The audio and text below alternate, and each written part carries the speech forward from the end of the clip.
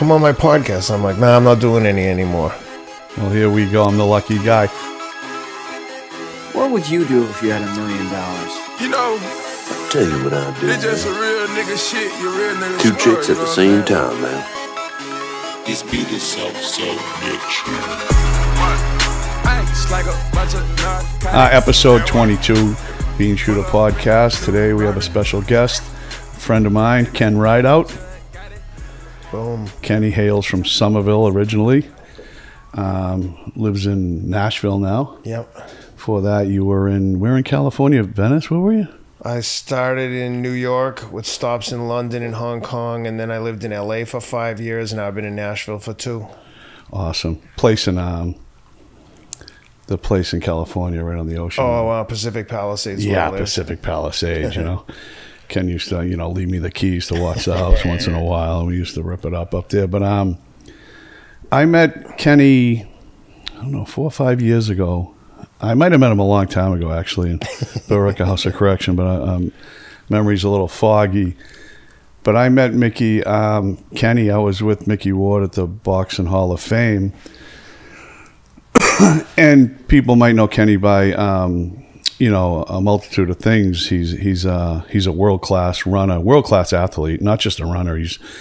He's done a lot. We'll get into that whatever that Ironman thing was in Mongolia, whatever the hell it was. But he does a podcast with Teddy Atlas, who actually trained a friend of mine, Michael Mora, and was in Michael's corner when he beat Holyfield to become the heavyweight champion of the world.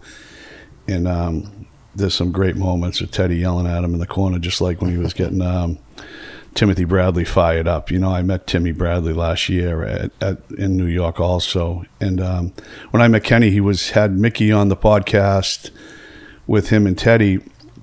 And I almost sat in with it, but Dickie, me and Dickie ended up going somewhere, and I didn't. And ever since then, me and Kenny have talked a lot and became pretty good friends. And I've been following him, and we'll get into it. It's amazing. We'll start out, where you came from, basically, because it's an amazing journey from where you grew up, where you came from, and where you are now. Yeah, that's probably fair assessment. I grew up in Somerville. I played football and hockey at Somerville High School. The week after I graduated high school, I started working as a guard at the Billerica House of Corrections, cracking heads, keeping the place in order. You know how I did it, Mike. Yeah. And I worked with. Interestingly enough, I worked with Mickey Ward there. He was a guard there too. I was always surprised they didn't put that part in the movie The Fighter. But Dickie was an inmate at the time. But my brother would eventually end up as an inmate there, and my stepfather had previously done time there. And I worked my way through Framingham State, which is, for those who don't know, the Harvard of Framingham, Mass.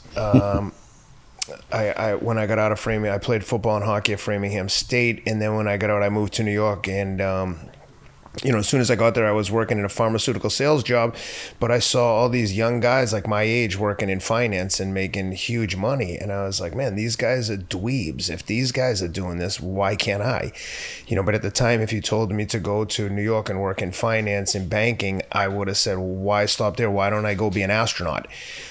It just seemed so foreign to me. I didn't know anyone that did that. But long story short, I did it, had a long, successful, by my measure, career in finance with, like I said, with stops in London and Hong Kong.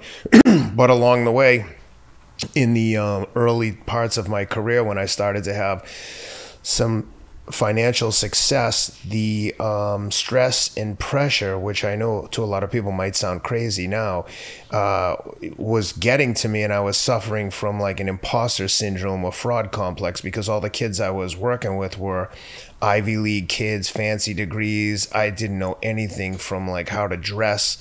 I didn't know anything about finance, so I was just learning on the fly. And after a year or two there, I had a minor ankle surgery and got prescribed some Percocets. And from there, I was whacked on opioids for 10 straight years, 24/7. And Yeah, when I got to get sober, I started running, and by running, I just started running 10 miles a day, every day, and we'll talk more about specifics, but then I would eventually, last year, I won the age group 50 and over world championships at the Chicago Marathon. I ran a 2:29 marathon, 5:39 per mile, 26 miles.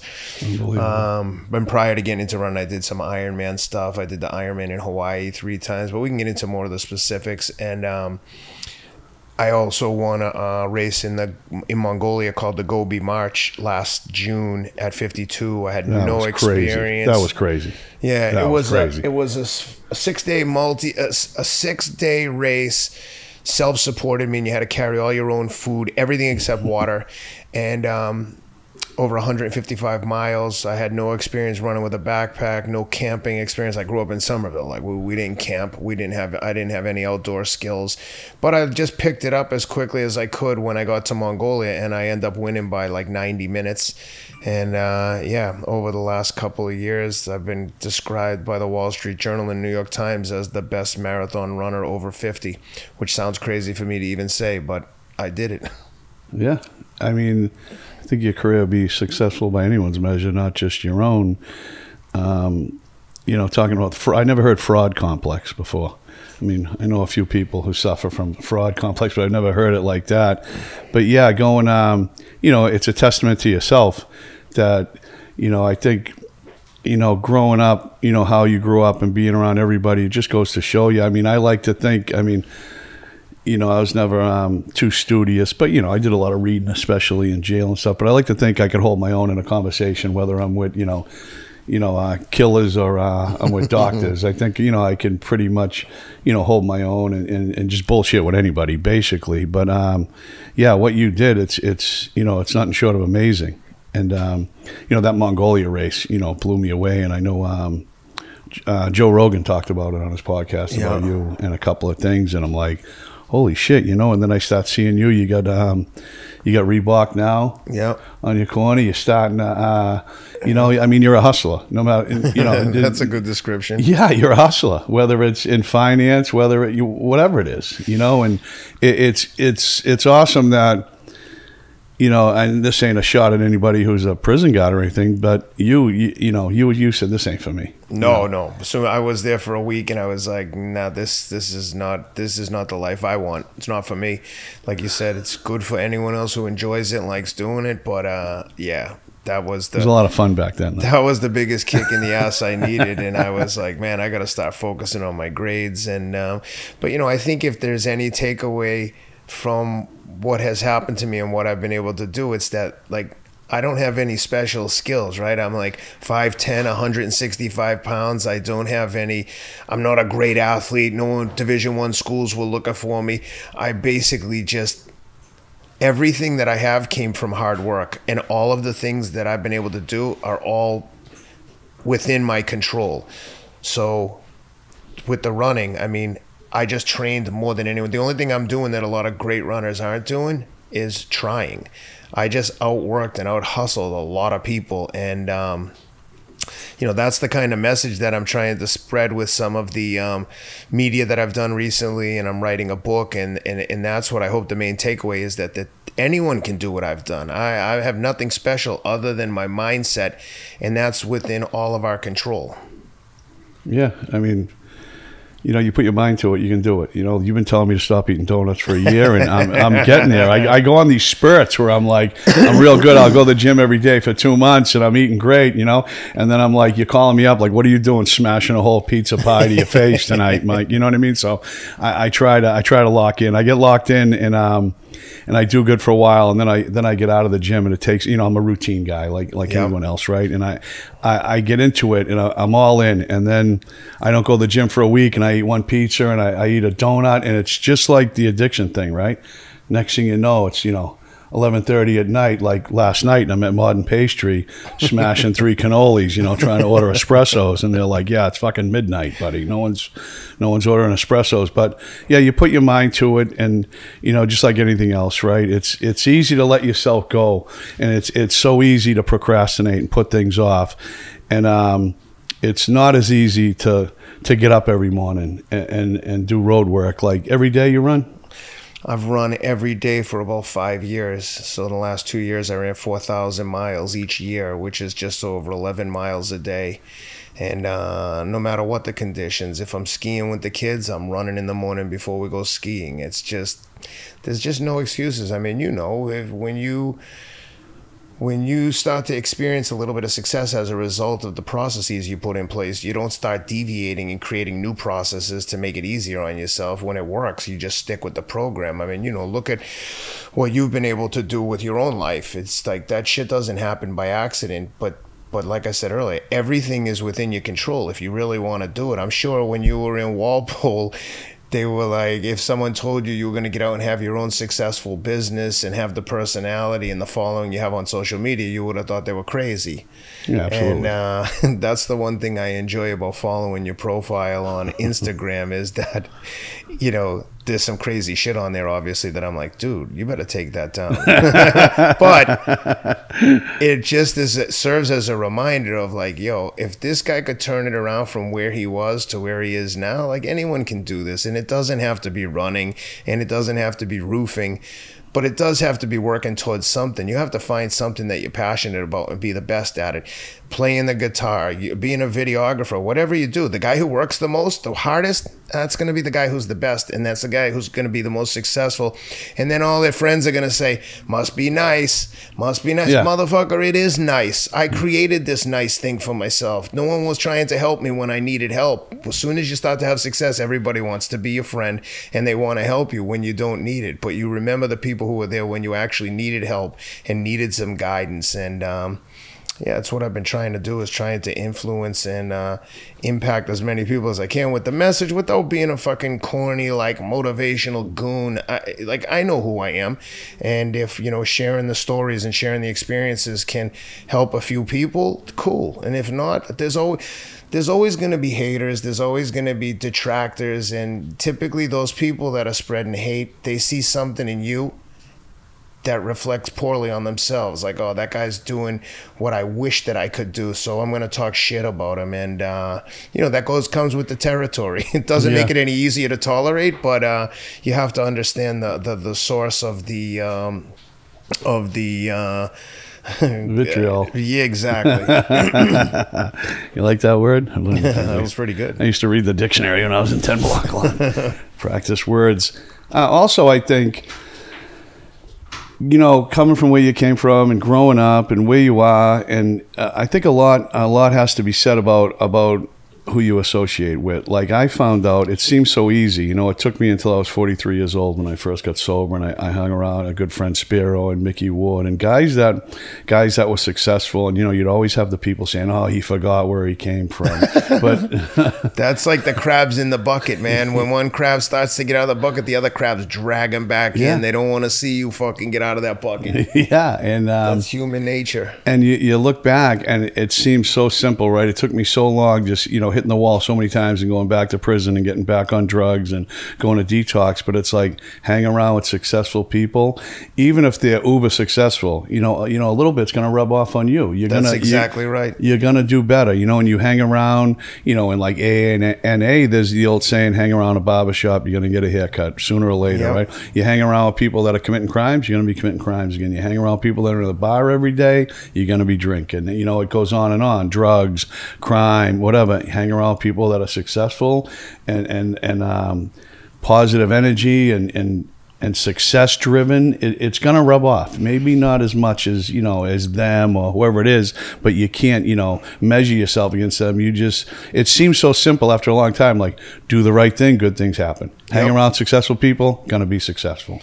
Yeah, you know? People ask me a lot, like, how did you connect with the people and the friends that you have? And I'm like, that's where you have to get creative. Everyone is on their own journey. Like, you don't just ask to connect with people. Sometimes people will send me a message on Instagram like, hey, I need a mentor, or I need this or need that.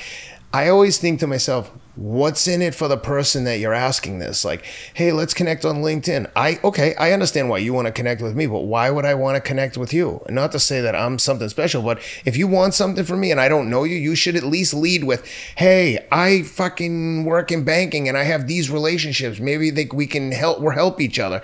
I would still say no, but the point is you have to be leading with a value proposition and trying to get in front of the right people by, in a lot of cases, working for free. I mean, the last job I had the last real job I had before I worked for myself, I worked at an asset manager with huge asset manager, and I ran business development, but I had no experience doing that. I just knew the guy who was the founder and the chief investment officer was an avid cyclist. So I was training with them every week on our bikes, like 50 to 100 miles on Saturday and Sunday. And I over the course of a year, basically convinced him to give me an opportunity to run business development for him. And he wasn't going to do it. I said, I'll work for free. And he was like, okay, done. And after a few weeks, it was so obvious that I was good at that job that he hired me on a full-time basis. And within 2 years, I realized I can raise money for any investment fund or any new business. And so that's what I've done for the last several years, is worked as an independent banker or placement agent. So I raise money for hedge funds, private equity funds, as well as startups. And I've had some huge successful raises, and it's changed my life. But the point is, I don't get to experience that change if I'm not willing to work for free and put my money where my mouth is. And keep in mind, I'm working for free. I'm living in Pacific Palisades. My rent is $12,000 a month. I've got 4 young children. I have huge responsibilities. We're burning through money, and I'm either gonna sink or swim here. And I just made the conscious decision to nah, fuck this. I'm not going down without a fight. And I always say to my children, yo, the game isn't over until you win. It's not over until you say it's over. And by the game, I don't mean an individual game. I mean the game of life. We're all in this fight, in this struggle together. One of the things that my partner Teddy Atlas talks about on our podcast, The Fight with Teddy Atlas, is fighting is like a metaphor for life. We're all in a fight every day, whether it's, shit, I got to go in and ask for a raise today. I'm so nervous about this. Those are all normal emotions. The difference is, how do you process them, and what do you do as a result of the emotions you're feeling, right? We all feel scared and anxious. And I tell my children that about this 51% mindset that I kind of came up with. And what it means is, when I was going to do the race in Mongolia, a friend of mine said, hey, I'm going to do this race in Mongolia across the Gobi Desert. And I was like, damn, dude, I don't know what made me say, but I said, I bet you I can win that race. Of course, he thought I was fucking crazy. And, but the point is, if I don't think I can win, I'm not going to. The first step to doing anything is believing that you can do it. And so I started to develop this mindset of yeah, I'm scared shitless to do this. I don't want to embarrass myself. I don't want to spend all the bread to go over to Mongolia. There's a lot of risk involved, especially I had been winning races. People knew who I was in the running world. So there was a lot of apprehension and anxiety. But I only needed an extra 1% of my brain to believe I could do it, to drown out the other 49% of that beta voice, and the alpha took over and was yo, and even through all my training, and I only had 4 weeks to get ready, I was super nervous, but the nervousness and the anxiety was motivating the training. But the minute I walked on the jetway to get on the plane to start the journey I went from Nashville to Atlanta to South Korea to Ulaanbaatar in Mongolia. As soon as I walked onto the jetway, I could feel a mental shift in my whole body that was just fuck this, we're going there to kill or be killed. And I went there with that attitude and that mentality. And some people are there just to participate, just to have fun. To me, winning is fun. We can have fun when the race is over, but until the race is over, I'm willing to die to win this race. And I've left many races in an ambulance because coming from the background I came from, I'm no one's going to punch me in the face or try to stab me during the race. I just have to go fast. This ain't shit compared to some of the struggles I'd been through as a kid. Yeah, I mean, I could see, like you said, some people just go there to participate, but just to complete something like that, I mean, is a testament to you know, that's insane. Just to complete a marathon is, you know, I mean, you see guys coming in when it's dark out. We'll be seeing it Monday night, right? We see it on the news. These guys coming in, you have some people like laughing at them, but you know what? They did more than fucking these people pointed out. Oh, look at this guy coming in 12 hours later. The right? only people that would laugh about other people have like some real fucking deficiencies in their own life. Think about what you think about that.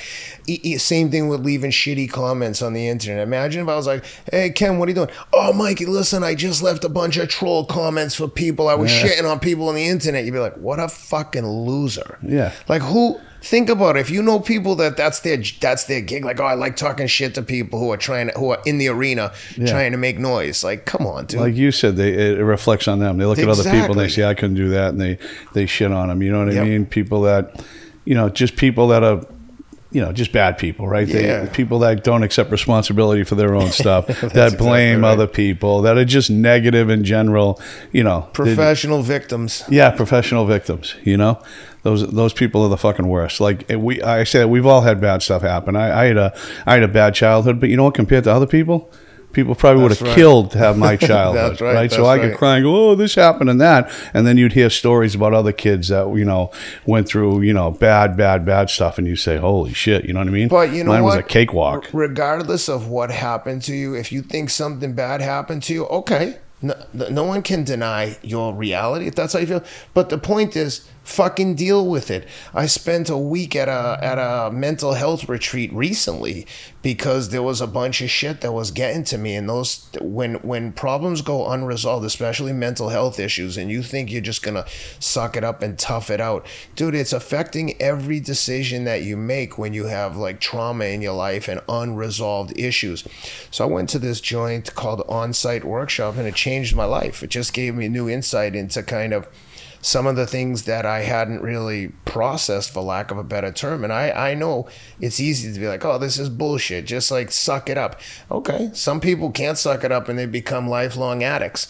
And I spent a lot of time wallowing in my addiction for reasons. I don't know why I was addicted. I just knew that it provided me with a fucking release of anxiety and darkness that I was feeling. And it took a while. Like it was one thing to get sober, but it was another thing to realize what was motivating me to get high. Because, you know, at some point you're not getting high to get high. You're getting high to escape the reality of what you're feeling. Yeah, because it's an underlying, what do they say, addiction's an underlying, whatever it is. It's something else, a root cause that why you're an addict. Yeah, exactly. It's something else. You know, so you went away for 1 week, huh? Yeah. Did they take your phone?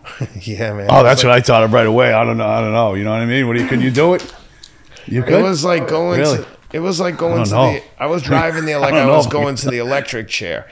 Yeah. I was super anxious, but then I was also viewed it the same way I viewed the race in Mongolia. Like, no one ever goes and does something hard, a workout or anything, and regrets it. So I was like, you know what? I'm nervous, but I don't know what I'm nervous about. So at some point, I was just like, you know, took a leap of faith, went there, and it was the best money I ever spent. Not only was it 4 or 5 or 6 days, it was also $10,000, so and not covered by insurance. So it was a big commitment. So when you're spending the money and you're making that kind of commitment, you want to make sure you get the most out of it. So I like really did the work. It was just like going to rehab or something like that. You know, it's like a process. A lot of writing, a lot of talking, no phones, no TVs, so there's no distractions. You're just locked in with a bunch of other people. You know, when I was a kid, I was in DYS, and lately I've been thinking about, I got a friend who has a therapist. He's like, you should do it. Now someone in my family is telling me, you know, you should talk to someone, and we should, and blah, blah, blah. So I've been actually looking into it, you know. I talk to a therapist every week. Sometimes I'll talk to her twice a week. Of course. There's nothing fucking wrong with dealing with mental health. I'd rather talk about my mental health with a therapist than fucking use drugs and do something to try to escape. And people escape with anything. Fucking porn, gambling. It's not just drugs and alcohol. It's anything that's leading you to an unhealthy place. And the therapist, a lot of times, the majority of the time that I talk to my therapist, it's me just listening to myself talk. It's just a person to talk to about your feelings. You're not going to go and tell one of your buddies, let me tell you how I'm feeling. And they're like, oh, what the fuck are you telling me for? Yeah. the therapist is there to be a sounding board and help provide some clarity and insight, because it's easy to lose sight of what you're going through when it's happening to you. When you tell a third party and they're like listening from an outsider's perspective, an unbiased standpoint, they can then weigh in with, hey, have you thought about this? Have you tried this? Maybe it has something to do with this. And it works. I mean, there's a reason there's so many therapists and people talk to them, is because it works. It's just like AA or NA, how that can be a support mechanism for a lot of people and be, instrumental in their sobriety. Mental health therapist is, is like my version of NA meetings. Yeah, the person in my family, I don't want to, talk about them, but who said we should, go talk to somebody. I'm like, well, after they talk to me for a couple of days, they'll realize I don't have any problems, and they'll probably just want to focus on you. You know what I mean? Because but to bounce off a couple of things about AA and NA, when I got forced to go when I was 13, 14. I was using drugs at a young age, this and that, and it was such a different thing then. Like, you went in meetings now and people were sober and they were like hardcore and this and that, and now it's like the age of MAT, which is medicated assisted treatment. Okay, so you go into meetings now and there's not many, like, before that, not many just straight alcoholics anymore like there was when I was growing up in the early 80s and this and that. Now you go into meetings and it's a lot different. You get guys up there that are, and it works for some people, the methadone, your Suboxone, or this and that. But when somebody's up there and they're nodding out and they're trying to tell me, I've been sober, this many years, and trying to tell me how to stay sober, you ain't sober on methadone and Subutex. I thought that getting off of those drugs for me was harder than getting off the opioids. Those drugs seem to stay in my system for fucking ages. But once I was hip to the Vivitrol drug, and I knew that existed, and is not, in my eyes, that's not medicated assisted treatment. The Vivitrol, you don't get it. It's just a blocker. If people don't know what Vivitrol is, you get a shot, and it's an opiate blocker where you if you did opiates, you wouldn't feel it. You can't get high, but you could die, right? Because your body ain't feeling it. You could die if you overdose trying to get high, because it won't let you. It blocks the so that's a different thing. Yeah, but you have to be sober for 7 to 10 days before you can get the Vivitrol shot, because it will send you into like rapid withdrawals if you so still I know someone who did it straight getting high, and they have to call an ambulance for them. Kid Fred Bo, he was violently ill immediately. It was like hallucinate. It was from what I hear. Fucked you up. I mean, they drug test. Bad scene. The place I was at, they drug tested you before. Because people are stupid enough. It's like, dude, we're drug testing you. You're a junkie. We don't believe a fucking word you say. Like, no junkie is going to tell you the truth. That's the thing for people who haven't been addicted. They like, dealing with when sober normal people are dealing with addicts. Like, I can't believe he spent all the kids' college money. I'm like, what? Do you realize that the drugs take precedence over everything? Over people with their children. You see women with their children, doing stuff, and addiction's a powerful thing. Going back to your little hiatus, you just went away.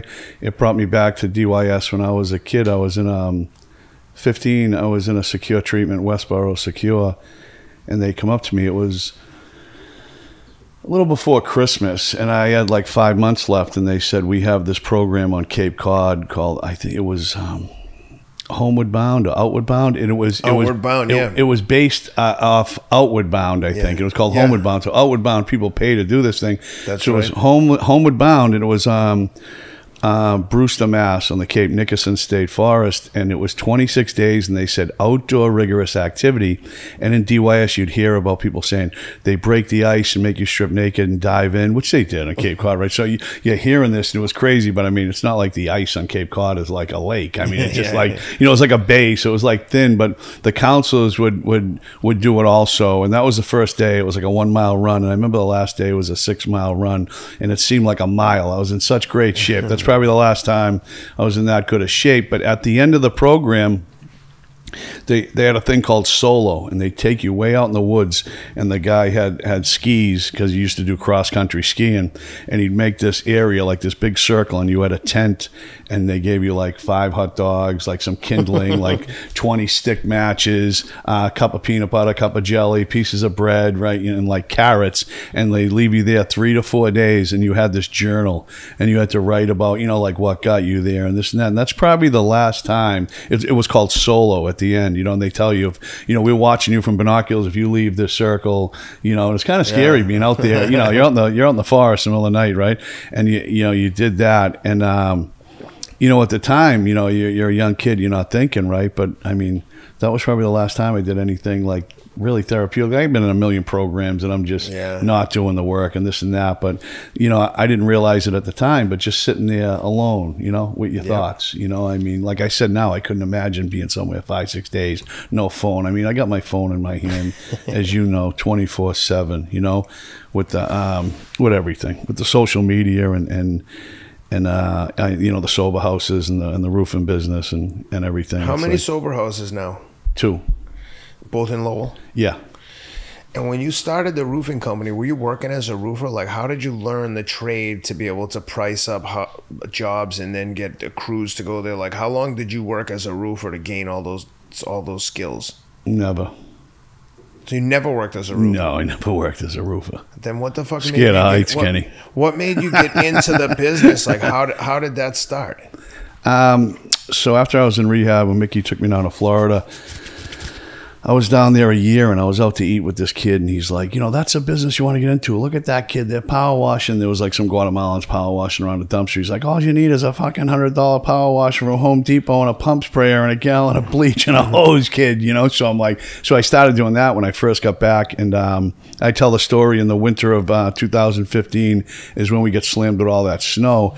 And I already had a little Chevy S10 with a ladder, and I went down to the Patriots Super Bowl in Arizona, the Malcolm Butler thing, and I actually sold my tickets, and the price of tickets went through the roof. We sold them for $17,000, $8,500 a piece, and I was pretty much broke, had like $1,000 to my name. And I went by the Wildcard Gym and saw Freddie Roach and saw Dickie. Dickie's son works there. Saw them, and when I came back is when we got hit with that snow. We didn't get hit till like the second week of February that year, and Lowell was the snowiest city in America. I still have the screenshot from the news, and roofs were collapsing everywhere. And I was at a gas station. A guy goes, "Hey, you shovel roofs?" I said, "Yeah, I shovel roofs." And my daughter was like 7. I just got cussed there. She's like, "What?" I'm like, "Shut up." He goes, "How much to shovel that roof?" And it was like a little cape. I go, $600. He goes, "When can you do it?" So I grabbed 2 kids. I go, "Hey, I'll give you $150 each to shovel this roof." One of them was a roofer. So they shovel it, and the guy pays me $600. And then he goes, "Hey, can you do my daughter's house? Can you do my neighbor's?"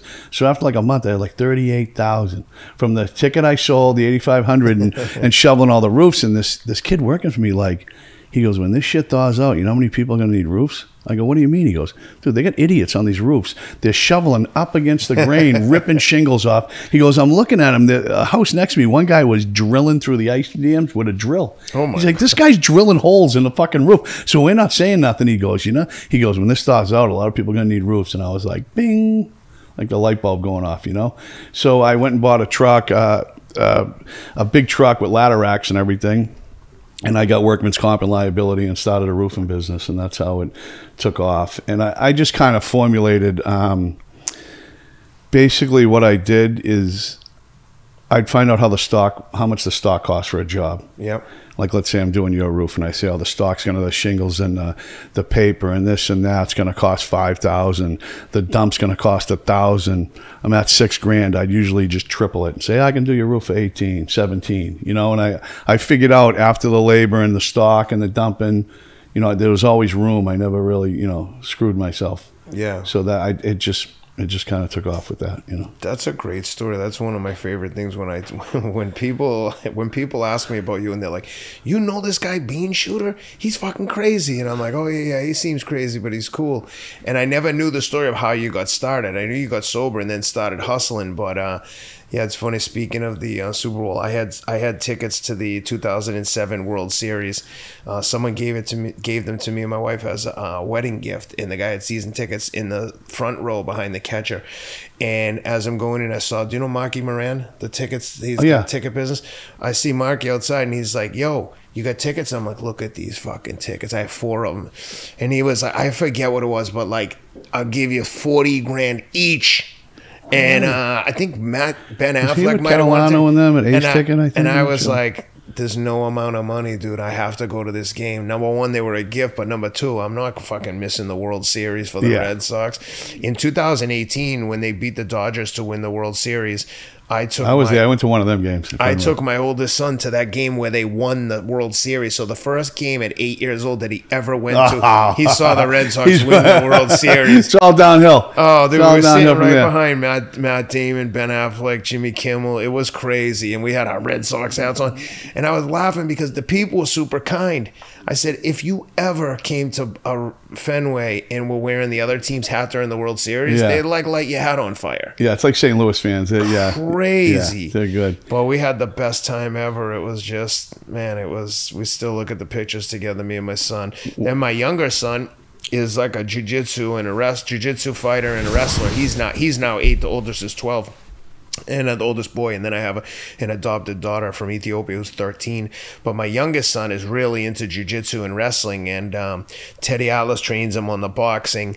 And someone had mentioned to Dana White that my son's really into it. Dana's been on our podcast. We've interviewed like every champion from the UFC, and I saw Dana at the Nashville UFC show, and he's like, yo, I heard your son's really into fighting. I'm like, oh, he's convinced he's going to fight in the UFC.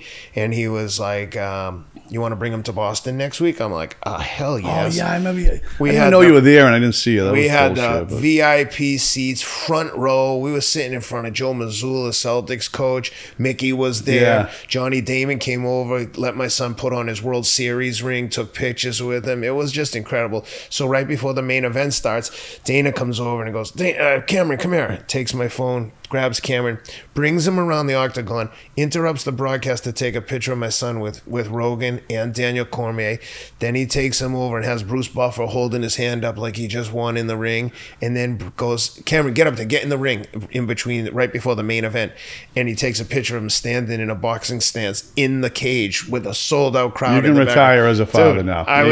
You're not going to top that moment either with him, so it's tough. When I lived in London and in Hong Kong and stuff, like I've been to everything, Wimbledon, the Monte Carlo Grand Prix, like I've done some cool events, and it's always novel. Like I'm always like, oh, this is unbelievable. But sitting in the front row with my 8-year-old son, I was like on the verge of tears the whole night. And he was having the best time ever. And with Sugar Sean winning in Boston with the Iron. All those Nelk boys were sitting right behind us. Dude, the Happy Dad guys. That place was fucking electric. Were you guys there? It was an amazing night, huh? Yeah. It was an amazing night. You know, that place fucking erupted, man. Dude, it was crazy. And my son was just into it. He had on his Celtics jersey. He had on a leprechaun hat. Yeah, I remember. And he had his Celtics jersey on. And when I bought him the jersey, I was like, what name do you want on the back? Tatum, blah, blah. He goes, Dad, I don't want another man's name on my back of my jersey. Can I get my own name on it? So we had him a shirt made up with our last name on it. He's just a cool little guy. And yeah, man, we had the best time ever. We're up to like 3 a.m. We had a flight at 6. We slept for like an hour and a half and then went right to the airport. What's the time difference in Nashville? Is it 1 hour behind Central Time? Yeah. I only been there once, and I think when I was coming back from the Super Bowl in Atlanta, I think I was in Nashville for a night. Ran out of gas in Nashville, actually. Yeah, man, I've been there 2 years. It's a great place. I got some cool friends. My buddy Jelly Roll, the country singer, he lived across the street. I see you guys together a lot. Yeah, that's my man. Yeah, it's been an interesting journey, but that's the first time I didn't live in a major city. You know, like I said, I grew up here, then went to New York, London, Hong Kong, LA, and now Nashville.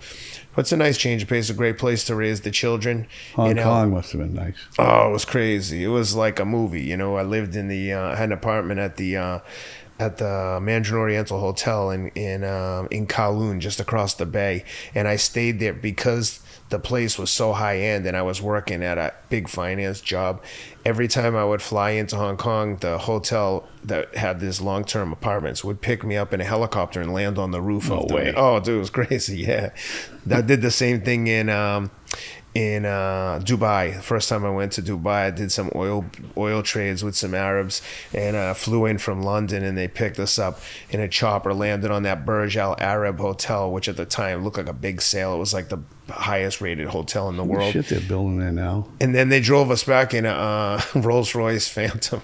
It was crazy. Yeah. Like when you were saying about the World Series not selling the tickets, when I was down there, I was broke. And there was a thing with Ticketmaster where there was a shortage of tickets in StubHub where they sold all these people tickets. And they were predominantly Seattle fans. And they got down there. And since then, they changed their policy. It was if they didn't give you the tickets back then, it was a 200% return on your money. So, but the people were bullshit. They, took a week off from work and they're going down there and they're like, hey, here, sorry, there's no tickets. So I had 2 tickets actually from Mikey Catalano. We got in a big fight. He tried not giving them to me, and it was, at the last second, I'm like screaming and yelling, and I ended up getting them because he knew the markup on them was ridiculous. And the morning of the game, it was on ESPN, the cheapest tickets going for $9,000. So we had nosebleeds, and I'm with my friend, and he's like, listen, he's a season ticket holder, and I was broke, you know, and he's like, hey, it's my birthday. The last time I went to a Super Bowl, my birthday, the Patriots won. It's a fucking omen. I'm going, and I'm like, listen, this is a straight business decision for me. Like, I got $1,500 to my name, right? And this guy looks at the tickets. He's outside. And he's like, yeah, I'll give you $17,000 for the pair. And there was section 420. I'll never forget it. There were nosebleeds. Crazy. And he bends down. I see him look at these other guys' tickets, and he's like, I forget what he said. I'll give you $50,000 a piece. So someone had good seats, and he bends down. He unzips this fucking like Coach bag or whatever it was, bag of the thing, and it was just bricks of hundreds. And he counted out like 50 large or whatever it was. And I looked at my friend. I go, it's go time now. And I found out you didn't roll him and take the whole bag. Well, that guy was safe right there. You're outside the stadium. It's gridlock. Yeah. You're not going to grab a bag and run. You'd make it 10 feet. You're going to get fucking tackled. No, but someone would. Yeah. Let him try that shit outside of that guy knew. And come to find out, I talked to the guy afterwards. He was actually a ticket broker from Miami. He had like 4 or 5 guys with walkie-talkies, runners, buying tickets off people and flipping them. I mean, who knows how much money that guy made that day. But when I sold them, I was glad I did, because I definitely would have walked out of that stadium when it was first and goal.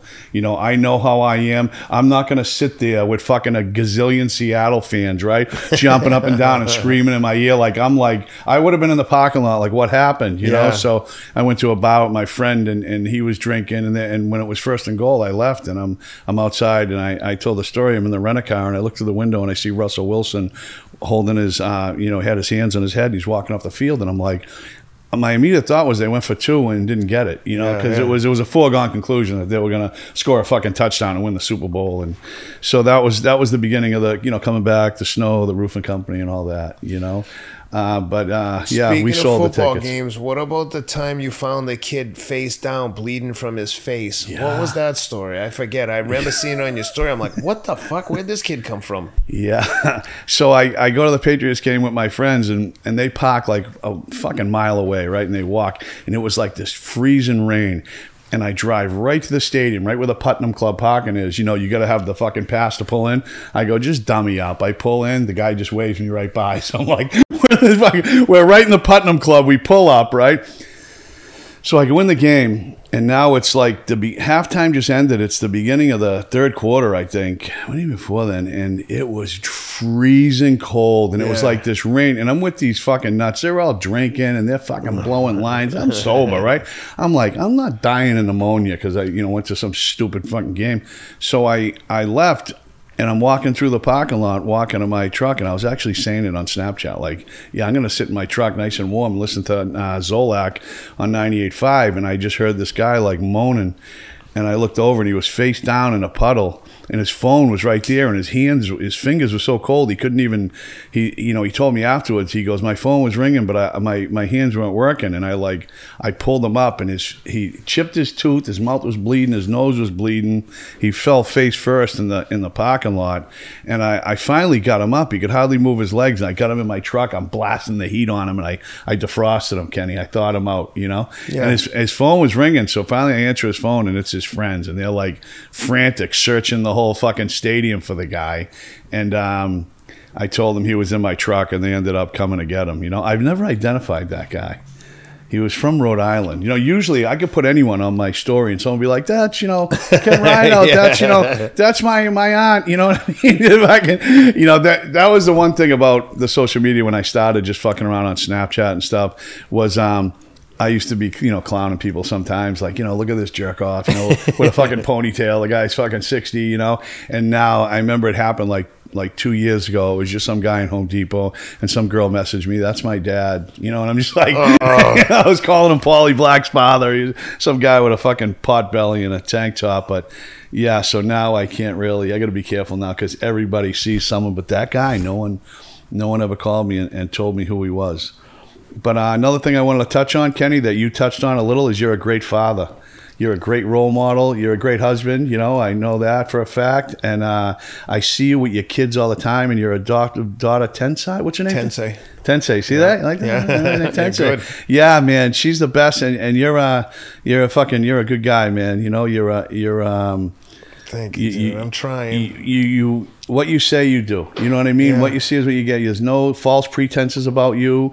You know what I mean? And you're a real good speaker. Like when you talk about, you know, having drive and being motivated and everything, you know, the proof's in the pudding, like what you do, you know. And I think you got you know, and I think other people think it too at Reebok and this and that you know, you got a career in that, you know, because you get motivated talking to you. Like Thank you, dude. You know, it's like I said, I'll be eating something. I'm like, fucking Kenny's gonna see this and call me a piece of shit. You know what I mean?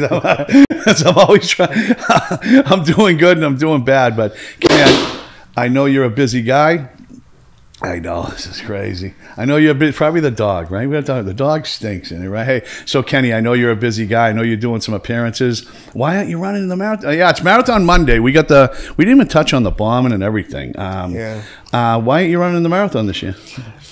I ran all the majors. So I ran in 17 months. I ran Boston, New York, Chicago, Tokyo, London, Berlin. I won 4 of them, got second in 2 for the over 50.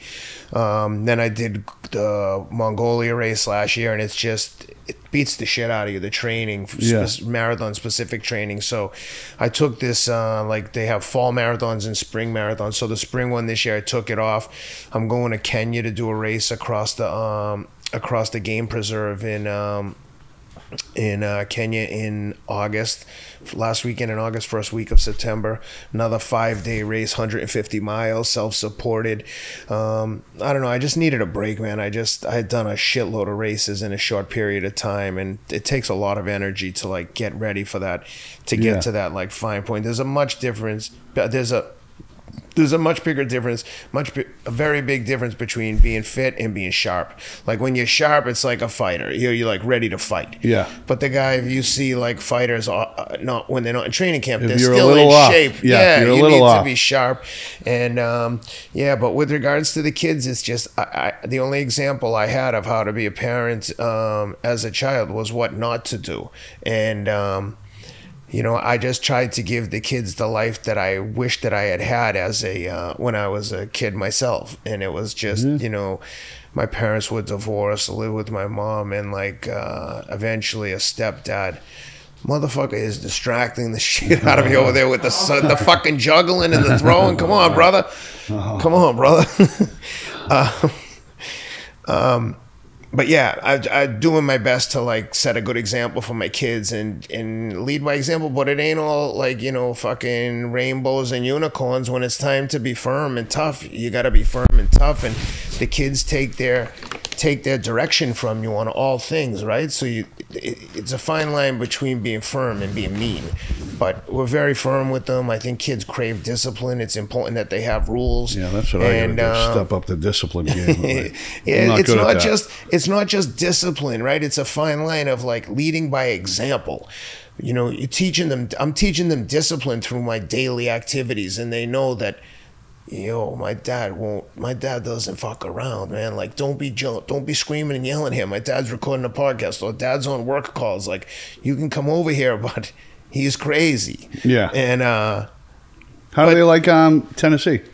Yeah, they like it. You know, they were little when we were in LA. The little ones were babies, and now they're digging it. It's definitely a different lifestyle, a little bit slower, you know. It's like, but they've got a school bus comes and picks them up, like the all-American, you know, all-American shit. In LA, my wife would have to drive them to all the different schools, and they were all in, you know, because they're 8 to 13 now, so they were in 3 different schools at one point, preschool and elementary school, 2 different elementary schools, pain in the ass. But now it's, you know, now they're getting like little self-sufficient kids. The oldest, my daughter is 13, so we can leave them there and go out to dinner and, like, you know, leave the older one in charge, so to speak. And, you know, it's like anything. You give them a little bit of, you give them little tests along the way. Hey, you guys can stay here while we go to dinner. Then we left them Saturday. We went to see the Nashville soccer team. You know, they got a professional soccer league, like MLS. Yeah, we went down there. It's funny because a lot of times I think I take some stuff for granted. I forget the magnitude, right? So we're at the game, and some of our neighbors invited us to a suite. So then I was like, oh shit, you know what? My friend Walker Zimmerman isn't playing. He's the captain of the team. I'm like, let me see if he's in the stadium. Oh, he's going to come up here. And the people were like, the captain of the team is coming up to the suite. I'm like, yeah. They're like, I think to them it was like, Tom Brady's not injured, so he's going to swing by the suite and say hello. Yeah, but, you know, he's my buddy. And it's like, but I think that all of that stuff comes back to, like, setting the example. You want to be the kind of person that other people want to be around. Like, you know, I like to have fun and all that shit, but I'm not a fucking clown, right? Like, when it's time to get down, they know I'm going to be exactly. And I think that, you know, that doesn't mean you're locked in all the time, but when you demonstrate that ability to be locked in when it's time to be locked in, then you can kind of have fun. I always say, you pay me now or pay me later. Pay your fucking dues right now and you can enjoy the rest of your life. But if you keep trying to avoid the hard work and the difficult decisions and the, like, uncomfortable conversations, you have to pay sometime. They're just going to fester. It's just going to get worse. You got to deal with this shit now. It's like coming home from training. I'm like, okay, I got to get everything organized so I can sit down and relax. My wife's like, we'll clean it up later. We'll do it later. I'm like, no. I can't relax until I get, this is just my process. Yeah, it's just who you are. Yeah, you know what I mean? But I wasn't always like that. I developed these habits and developed the discipline to be like, no, I'm not going to fucking not do the dishes after I use them, because then they're going to pile up. Once I get them done, now I'm like, everything's done. I can chill. And, you know, when you have a lot of responsibilities during the day with work, training, kids, when it's time to shut it down at the end of the night, I don't like to have, like, other responsibilities hanging over my head. One quick thing, we'll end with this. I know you're busy. How'd you meet Teddy Atlas? Yeah, good question. My friend Rob Moore, who's a fucking crazy strong athlete, he won the Huntington Beach Marathon last year, ran 2:30. I met Rob in LA. We both moved from New York to LA at the same time, and we were training for the Ironman. So we were riding bikes together 4 or 5 hours a day, every Saturday and Sunday. And he was a PR guy at Edelman, a big, like, institutional PR firm. He was, like, working with Samsung when their phones were blowing up. And he out of LA? Yeah, he left his job. They're in New York, but he was out in LA. He left that job to do freelance PR work for brands at the same time I left the asset management company to raise money for people. And we were just helping each other with different relationships. And I told him, you should do some PR for some fighters. And he started working for a kid called Mike Lee. Oh, yeah. Mikey Lee, undefeated super middleweight champ from Notre Dame. Really good guy, really good friend of mine. And Rob started working for him. Mike's dad was promoting some of his fights and put on an event and asked Teddy to be the commentator. And then, so Teddy and Mike Lee's dad were buddies. And when ESPN stopped using Teddy so much, John Lee asked Rob to meet with Teddy and see if he could help him on the management side, just give him advice, maybe manage PR stuff. And Rob said, yo, you should have a podcast and get your voice out there. So, like, they might not have you on ESPN, but at least if you have your own podcast, you can still have a voice and a platform. Yeah. And he's like, yo, would you consider doing this with Teddy? I'm like, are you crazy? I definitely would do that. And we did it and just slowly evolved into what it is now. We've got like over 300,000 subscribers. We've had some mega guests. Teddy and I was Teddy's assistant trainer with for Alex Vosdick versus Artur Beterbiev. We trained Vosdick. Beterbiev unbelievable. He's unbelievable. No one's ever going to beat him. I know. No one's ever going to beat him. He's got a tough fight coming up with Bivol. That's for damn sure. That's a rumble. Yeah. But yeah, that's how I met him. And Staten Island, stand up, Toad Hill. Yeah, Teddy Atlas. That's it. You know, I tell people the story. I'm in Mickey took me to rehab in Florida, and I was with a kid, P-Dub. I'm still friends with him now. He's from Staten Island, so he had the Teddy Atlas's book, so I read the book, and a lot of it was about Michael Mora trying to train him, and Michael was impossible. He's just like, no, I'm not doing road work today. And, Teddy, he was driving Teddy crazy, and I read the whole book, and then, I get out of rehab, and I'm back with Mickey, and we go to the Boxing Hall of Fame, and I meet Michael Mora. So in the morning, he goes, hey, can I talk to you in the room? I says, yeah, what's up? He goes in the room. It was right before the parade. He had a suit on. He goes, hey, I just want to let you know, Dickie was downstairs in the lobby last night, and all the fighters' family was down there, and he was saying you robbed some banks back in Boston and this and that. And I go, oh, what the fuck, right? So I'm like, hey, listen, that was a long time ago. And he goes, hey, listen, I don't care when the fuck it was. I'm just letting you know your buddy was kind of speaking out of school. You know what I mean? So I goes, no, it's no big deal. So he's like, hey, if you're ever in Florida, hit me up. So and we'll rob a bank together. I was actually going down to Florida once a month. I might or might not have still had a doctor down there who was prescribing me something for my pain. But I says, I'm going to be in Florida next month. And he's like, give me a call. So I'm like, I don't know, call him. A week before, like 2 days before I went down, he calls me up. He goes, hey, you still coming? He goes, you need a ride from the airport? So I goes, wow, this is kind of surreal. So he calls me up, and there was some fight on. I think it was Keith Thurman was fighting. He goes, hey, you want to come by my house, watch the fight? And he calls me up. I said, yeah. He goes, bring a couple pizzas. So like an hour later, I'm like, wow, a year and a half ago, I'm dope sick, homeless in the street, right? Yeah. And I'm in fucking rehab in Florida reading a book about this guy. Dude, and now I'm fucking sitting on his couch watching the fucking fights, fucking smashing a pizza. That should I gotta say, I keep talking about pizza. I'm gonna leave here and get a pizza. Santopio's like we should have did last night. Shout out Mike at Santops. That's got to be the message to everyone watching or listening to the interview is that the only person that can control what happens to you is you. None of us are victims. We're all in this thing together, but we're all responsible for ourselves. We're all born with one responsibility, the responsibility to take care of your own mental and physical health. If you don't do it, eventually someone else will do it for you. And I ain't looking to have someone care for me until it's the last minute. So, if to anyone listening, like, everything's how you take care of yourself is how you present yourself to the world. Walk into a room and make sure they know, oh, this guy's not fucking around. That guy's dialed. That's the biggest flex in the world. Money, watches, none of that matters. You show up in shape. It demonstrates to everyone that you have grit, determination, the ability to work hard towards delayed gratification. Those are things you can't buy. And but those are all things within your control, which is why those traits are so impressive. Anyway. Thank you, Michael. Thanks for having me. Thanks for coming on. And I'll end with this. I had a counselor in the rehab in Florida, and she used to say something like that. She'd say, what legacy are you going to leave? When you die. Oh, he was a good guy. He was funny. People liked him, but, he didn't take care of his kids. Oh, he was in and out of prison his whole life. He was a good guy, but he was a drug addict, Like, what legacy are you going to leave, And just something like simple as that. I think about it like, well, I'm a piece of shit. Like, I don't want to live like this no more. That's right. And you're not. Look at you. Fucking your own podcast, Beanshooter 69. Let's go. Like a gentleman. All right, man. Kenny, thanks a lot, man. Appreciate it. It's like a bunch of narcotics.